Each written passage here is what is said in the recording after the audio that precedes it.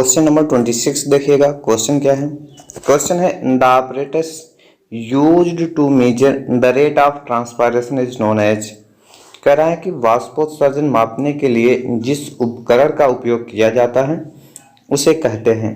Option number A है porometer, B है potometer, C है लक्स मीटर एंड डी है अल्टीमीटर। तो इसका राइट आंसर क्या होगा? The operators used to measure the rate of transpiration is known as. वाष्पोत्सर्जन मापने के लिए जिस उपकरण का उपयोग किया जाता है उसे क्या कहते हैं? राइट आंसर क्या हो जाएगा इसका? ऑप्शन नंबर बी पोटोमीटर इसका राइट आंसर हो जाएगा। Option number B is the right answer. जीवित पौधों के वायवीय भागों से जल वाष्प के रूप में उड़ने को वाष्पोत्सर्जन कहते हैं। वाष्पोत्सर्जन की दर को जिस यंत्र से मापते हैं उसे पोटोमीटर कहते हैं। और पोटोमीटर कई प्रकार के होते हैं, जैसे फार्मर का पोटोमीटर, गैनार का पोटोमीटर, डार्विन का साधारण पोटोमीटर। जो अलग अलग खोज किए थे उन्हीं के नाम पे पोटोमीटर पड़ा हुआ है। क्वेश्चन नंबर 27 देखिएगा। क्वेश्चन है perisperm in seed develop theorem. बीजों में पेरिस्पर्म किससे विकसित होते हैं? ऑप्शन नंबर ए है न्यूसिलेस, बी है funicle, C hilum and D ovary wall. तो perisperm in seed develop from, बीजों में पेरिस्पर्म किससे विकसित होते हैं?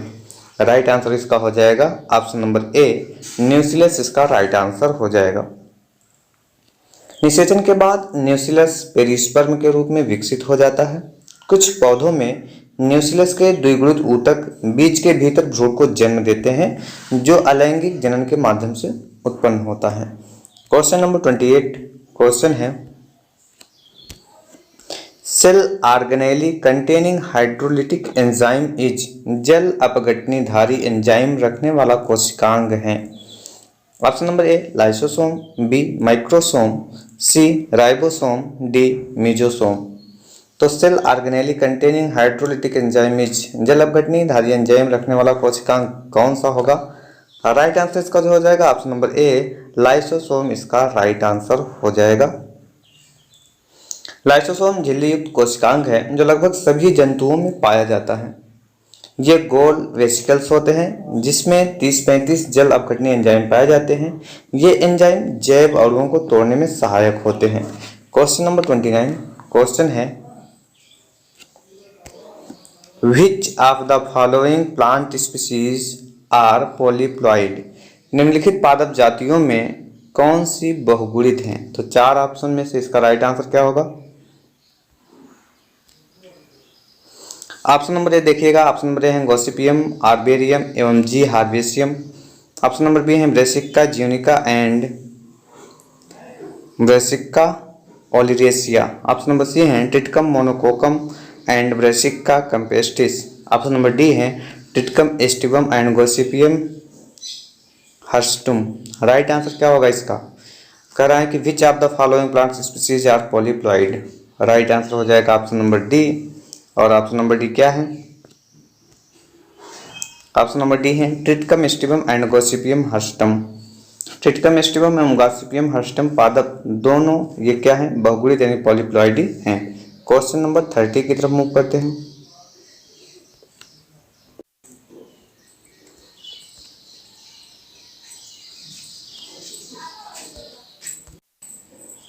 क्वेश्चन नंबर 30 देखिएगा। क्वेश्चन है protonema is found in the life cycle of. Protonema पाया जाता है इसके जीवन चक्र में। Option number A spirogyra, B rhizopus, C funaria, D dryopteris. तो प्रोटोनीमा किसमें पाया जाता है, किसके जीवन चक्र में पाया जाता है? राइट आंसर जो इसका हो जाएगा ऑप्शन नंबर सी फ्यूनेरिया इसका राइट आंसर है। प्रोटोनीमा फ्यूनेरिया के जीवन चक्र में पाया जाता है। बीजाणु अंकुरण के पश्चात भूमि पर रेंगने वाले शाखित शैवाल के तंतु के समान संरचना बनाते हैं, परंतु कैसे होते हैं? पटयुक्त होते हैं तथा इनमें क्लोरोप्लास्ट भी मिलते हैं। इनकी कुछ शाखाएं मूलाभास की भांति जमीन के अंदर चली जाती हैं। कुछ शाखाएं सीधी पत्रवत कलियों का निर्माण करती हैं जो बाद में विकसित होकर गैमेटोफोर बनाती हैं। इसके पश्चात प्रोटोनीमा क्या होते हैं? नष्ट हो जाते हैं। तो right answer option number C होगा। क्वेश्चन नंबर 31 क्वेश्चन देखिएगा। क्वेश्चन है which one of the following is walking fern. बहुत इंपॉर्टेंट क्वेश्चन है। निम्नलिखित में से कौन एक वॉकिंग फर्न है? Option number A Pteris, B Adiantum, C Nephrolepis, D Equisetum. Right answer इसका होगा ऑप्शन नंबर बी, और ऑप्शन नंबर बी है एरिएंटम। एरिएंटम कार्डेटम को वॉकिंग फर्न कहते हैं। स्प्लेनियम राइजोफाइलम को भी वॉकिंग फर्न कहते हैं, इसको भी याद रखेंगे। स्प्लेनियम राइजोफाइलम को भी वॉकिंग फर्न कहा जाता है। इसकी पत्तियां कैसे होती हैं? त्रिकोण के आकार की होती हैं। और इक्विसिटम को क्या बोलते हैं? इक्विसिटम को बोलते हैं हार्सटेल। ये बहुत इंपॉर्टेंट है, इसको भी याद रखेंगे। क्या बोला जाता है? हार्सटेल। टेरिस को क्या बोलते हैं? टेरिस को बोलते हैं रिबन फर्न। याद रखेंगे, रिबन फर्न इसको बोला जाता है, ribbon fern. Next question, question number 32। Question देखिएगा। क्वेश्चन है on the top of the ovary a nectar disc stylopodium is present in the family. अंडाशय के ऊपरी हिस्से में स्टाइलोपोडियम नामक मकरंद डिस्क इस कुल में पाई जाती हैं। चार ऑप्शन हैं, यूफोर्बिएसी, एपीएसी, आर्किडेसी, लेमिएसी। तो कह रहा है on the top of the ovary a nectar disc stylopodium is present in the family. Stylopodium नामक मकरंद डिस्क किस कुल में पाई जाती है? राइट आंसर इसका जो होगा ऑप्शन नंबर बी, एपीएसी इसका राइट आंसर हो जाएगा।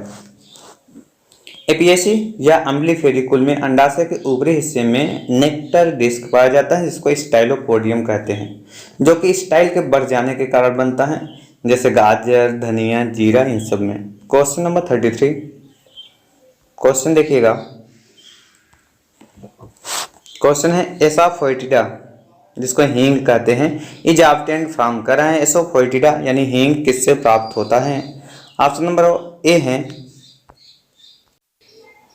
ऑप्शन नंबर ए है लीफ एक्सट्रैक्ट्स यानी पत्तियों से, बी है सीड यानी बीज से, सी है इनफ्लोरेसेंस एक्सट्रैक्ट्स यानी पुष्पक्रम से, एंड ऑप्शन नंबर डी है रेजिनस एक्सडेटेस फ्रॉम रूट, जड़ से, रेजिन से। राइट आंसर क्या होगा? हींग किससे प्राप्त होता है? तो राइट आंसर हो जाएगा ऑप्शन नंबर डी, और ऑप्शन नंबर डी क्या है? Resinous exudates from root. हींग एसाफोइटिडा नामक वृक्ष के जड़ से प्राप्त होता है। फेरुला की कई प्रजातियां की जड़ों से हींग के रेजिन यानी गोंद प्राप्त किए जाते हैं। Question number 34।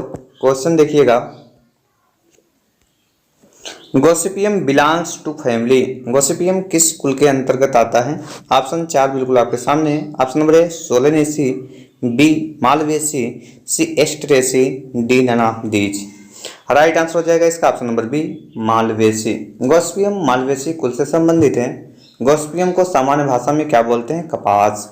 इसके बीज से तेल निकाला जाता है, जिसे बिनौले का तेल कहते हैं। यह खाने व वर्निश आदि में काम आती है। इस तेल से वनस्पति घी जिसे कोटोजम भी बनता है। इसका खली पशुओं को खिलाया जाता है। Question number 35। क्वेश्चन है the milky latex released from Calotropis procera is rich in enzyme. Calotropis procera से निकलने वाले दूधिया लेटेक्स में बहुतायत में पाया जाता है। Option number A protease, B urease, C catalase, D sucrase. तो राइट आंसर क्या होगा इसका? इसका राइट आंसर हो जाएगा ऑप्शन नंबर ए, और ऑप्शन नंबर ए क्या है? प्रोटीएज इसका राइट आंसर हो जाएगा। कैलोट्रोपिस प्रोसेरा छिछला झाड़ी है। यह एक बहुउद्देशीय पौधा है, जिसे साधारणतः क्या बोलते हैं? हिंदी में इसको मदार कहते हैं। तो याद रखेंगे कैलोट्रोपिस प्रोसेरा को क्या बोलते हैं? मदार। यह लेटेक्स यानी दूधिया द्रव स्रावित करता है, जिसमें कई एंजाइम्स पाए जाते हैं, जैसे प्रोटीएज, पेप्टाइडेज, जिनमें प्रोटियोलिटिक क्रिया होती है। Question number 36। क्वेश्चन देखिएगा। 200 million year ago the dominant flora of the earth was. 20 crore वर्ष पूर्व पृथ्वी पर सबसे प्रबल वनस्पति थी। Option number A archaebacteria, B mosses and ferns, C gymnosperms, D angiosperm. Right answer क्या होगा इसका? 20 करोड़ वर्ष पूर्व पृथ्वी पर सबसे प्रबल यानी डोमिनेंट फ्लोरा, प्रबल वनस्पति कौन सी थी? ऑप्शन नंबर सी जिम्नोस्पर्म इसका राइट आंसर हो जाएगा। जिम्नोस्पर्म पौधे की उत्पत्ति पैलियोजोइक ईरा में हुई। मीसोजोइक ईरा के ट्राइएसिक यानी 251 मिलियन व 199 मिलियन वर्ष पहले के बीच में, एवं जुरासिक कल्प का हुआ था 200 से 145 मिलियन वर्ष। इनका व्यापक विस्तार हुआ तथा ये पृथ्वी की सबसे प्रधान वनस्पति के रूप में विद्यमान हुई। राइट आंसर क्या निकल के आ रहा है? जिम्नोस्पर्म।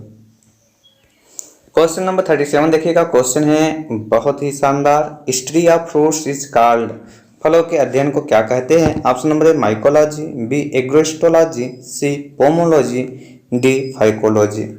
राइट आंसर जो इसका हो जाएगा ऑप्शन नंबर सी पोमोलॉजी इसका राइट आंसर हो जाएगा। क्वेश्चन नंबर 38 क्वेश्चन है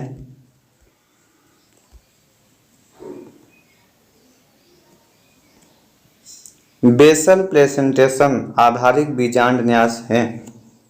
4 ऑप्शन है। Is the base of all placentation, B is the point of emergence of a flower, C is characterized by having a single ovule at the base of unilocular ovary, and option number D is characterized by having a single ovule at the base of multilocular ovary. पहले क्वेश्चन को एक बार repeat करते हैं। Basal placentation आधारित बीजांड न्यास है, तो इसका जो राइट आंसर हो जाएगा वो ऑप्शन नंबर सी हो जाएगा, is characterized by having a single ovule at the base of unilocular ovary, जिसमें एक बीजांड लाक्षणिक रूप में एक कोष्ठ के अंडाशय के आधार पर स्थिर रहता है। Next question, question number 39 question है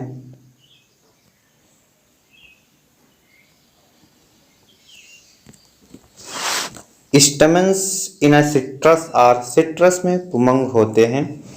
ऑप्शन नंबर ए 8 फ्री 8 स्वतंत्र, बी इनडेफिनिट पॉलीडेल्फस असंख्य बहुसंगी, C indefinite free, D 10 didelphous. Right answer क्या होगा इसका? Option number B indefinite polydelphous is the right answer, पॉलीडेल्फस।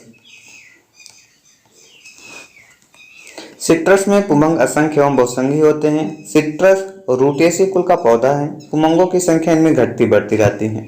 पुमंग परागण उत्पन्न करने वाला नर जननांग है।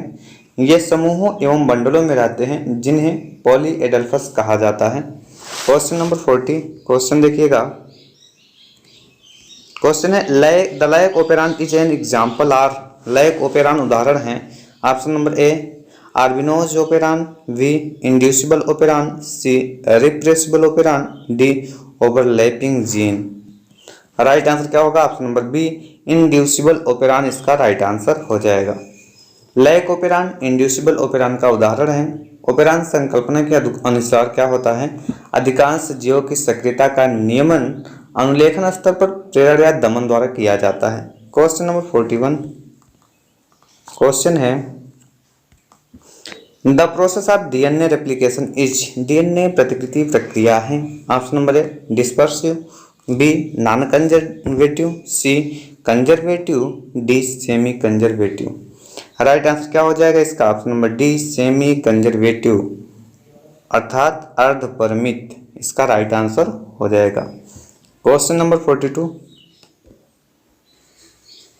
क्वेश्चन है RFLP pattern is used in, RFLP विन्यास प्रयुक्त होता है। Option number A gene recombination, B DNA fingerprinting, C PCR में, डी ऑल ऑफ दीज इन सभी में। RFLP pattern is used in, तो राइट आंसर क्या हो जाएगा इसका? Option number B DNA fingerprinting इसका राइट आंसर हो जाएगा। RFLP विन्यास डीएनए फिंगरप्रिंटिंग में प्रयोग किया जाता है। RFLP का जो पूरा नाम होगा, R का मतलब हो जाएगा रेस्ट्रिक्शन, F का मतलब फ्रेगमेंट, तो ध्यान में रखेंगे रेस्ट्रिक्शन फ्रेगमेंट लेंथ पॉलीमॉर्फिज्म, तो इसका फुल फॉर्म हो जाएगा। यह एक ऐसी तकनीक है जिसके द्वारा डीएनए के विश्लेषण में प्रयोगशालाओं में सहायता ली जाती है। क्वेश्चन नंबर 43 क्वेश्चन है TI plasmid used in genetic engineering is obtained from, आनुवांशिकी प्रौद्योगिकी में प्रयोग किया जाने वाला TI प्लाज्मिड होता है option number A Escherichia coli, B Agrobacterium rhizogenes, C Bacillus thuringiensis, D Agrobacterium tumefaciens. Right answer क्या होगा? TI plasmid used in genetic engineering is obtained from. Right answer इसका हो जाएगा ऑप्शन नंबर डी। और option number D क्या है? Agrobacterium tumefaciens इसका right answer हो जाएगा। आनुवंशिकी इंजीनियरिंग में प्रयोग किया जाने वाला टीआई प्लाज्मिड एग्रोबैक्टीरियम ट्यूमिफेसियंस से प्राप्त होता है। टीआई प्लाज्मिड प्राकृतिक संवाहक की भांति कार्य करता है। यह पौधों में आसानी से प्रयोग होता है क्योंकि यह अपना डीएनए आसानी से जीवाणु से पौधों में स्थानांतरित कर देता है। Question number 44। क्वेश्चन है the rust disease of linseed is caused by. Linseed पर कीट रोग का कारक है। Option number A Melampsora, B Alternaria, C Taphrina, D Cercospora. तो लिनसीड पर कीट रोग का कारक क्या है? ऑप्शन नंबर ए इसका राइट आंसर हो जाएगा, मिलेमसोरा इसका राइट आंसर है। Question number 45। क्वेश्चन है हाइपोप्लेसिया इज रुद्ध वृद्धि है। Option number A stunting of plant organ, पौधे के अंग का रुद्ध विकास, B excessive growth of plant organ, पौधे के अंग की अतिशय वृद्धि, C yellowing of the tissue, ऊतकों का पीला होना, D distortion of plant part, पौधों के अंग का विरूपण। तो हाइपोप्लेसिया क्या है? राइट आंसर क्या होगा इसका? ऑप्शन नंबर ए इसका राइट आंसर हो जाएगा। ये क्या है? Stunting of a plant organ, पौधे के अंग का रुद्ध विकास। तो एक क्वेश्चन आपके लिए देखे जाते हैं, क्वेश्चन नंबर 46 देखिएगा, जिसका आंसर आपको टिक करना है। क्वेश्चन क्या है? The phytoplanktons in the ponds act as, तालाबों में पादप प्लवक कार्य करते हैं। Producers, primary consumers, secondary consumers, decomposers. तो क्वेश्चन नंबर 46 का राइट आंसर क्या होगा? इसे आप कमेंट बॉक्स में कमेंट करेंगे और अगले वीडियो में इसके आंसर को हम कवर अप कर देंगे। अगर ये थोड़ा बहुत भी आपके लिए हेल्पफुल रहा हो तो प्लीज़ वीडियो को लाइक करें। चैनल को अगर अभी तक आपने सब्सक्राइब नहीं किया तो प्लीज़ सब्सक्राइब कर लें। Thanks for watching. मिलते हैं नेक्स्ट वीडियो में।